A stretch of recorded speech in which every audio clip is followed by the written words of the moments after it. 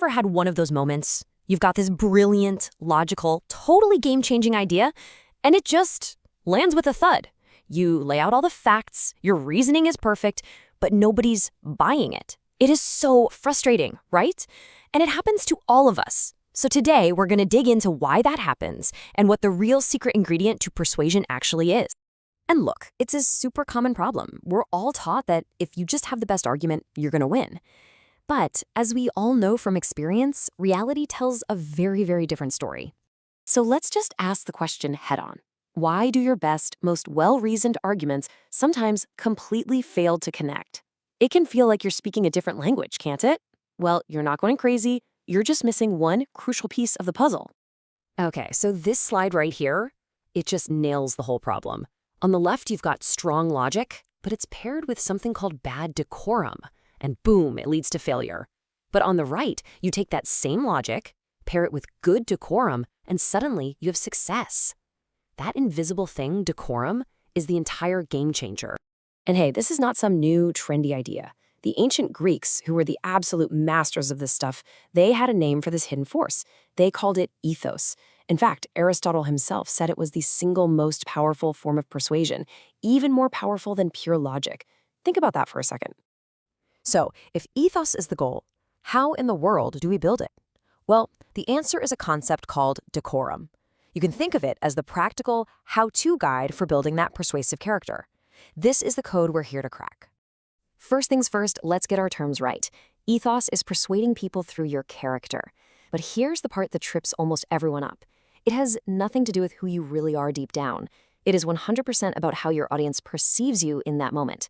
That distinction changes everything. And that brings us to decorum. It comes from an old Latin word that means fit or suitable, and that's literally all it is. It's the skill of making your behavior fit the audience and the situation, kind of like the right key sliding perfectly into a lock. Now, this goes way beyond just, having good manners. Decorum is the whole package. It's what you're wearing, the actual words you choose, the tone of your voice, your body language, and even knowing the right time to speak up versus when to stay quiet. It's a complete communication system. And listen, the stakes for getting this wrong are incredibly high, because when you violate your audience's expectations, when you break that code of decorum, their brains basically just shut down. They stop hearing your logic. All they feel is uncomfortable, maybe a little defensive, and at that point, persuasion is totally off the table. Okay, so I know what you might be thinking. This whole idea of fitting in seems to fly in the face of the one piece of advice we hear all the time, for pretty much everything. Let's tackle that one right now. You've heard it a million times, right? You're going for a job interview? Oh, just be yourself. You're about to give a huge presentation? Don't worry, just be yourself. It sounds so simple, so genuine. But here's the twist. When it comes to persuading other people, just be yourself can be some of the worst advice you could possibly get. Because persuasion isn't about self-expression, it's about connection.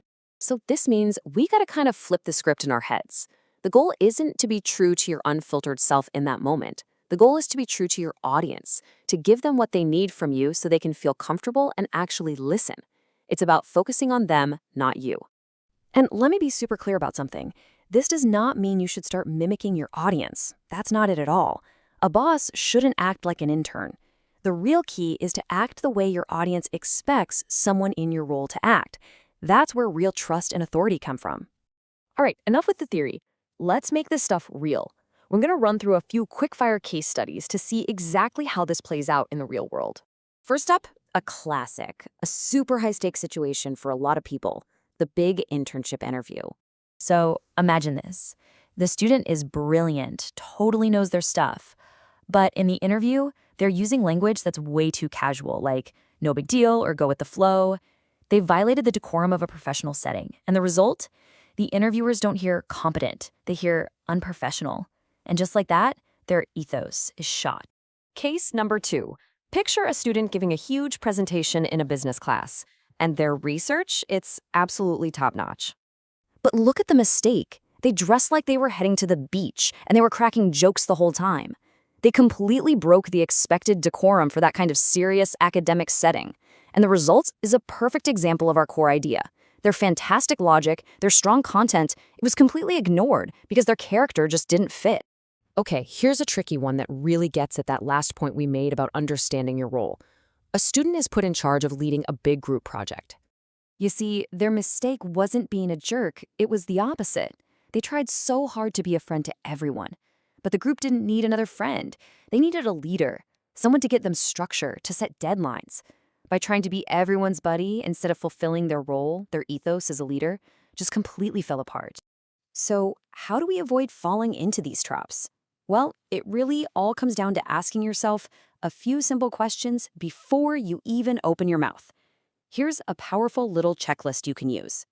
First, and this is by far the most important, you have to shift your focus. Stop thinking about yourself and ask, who am I actually talking to? What do they care about? What are their expectations?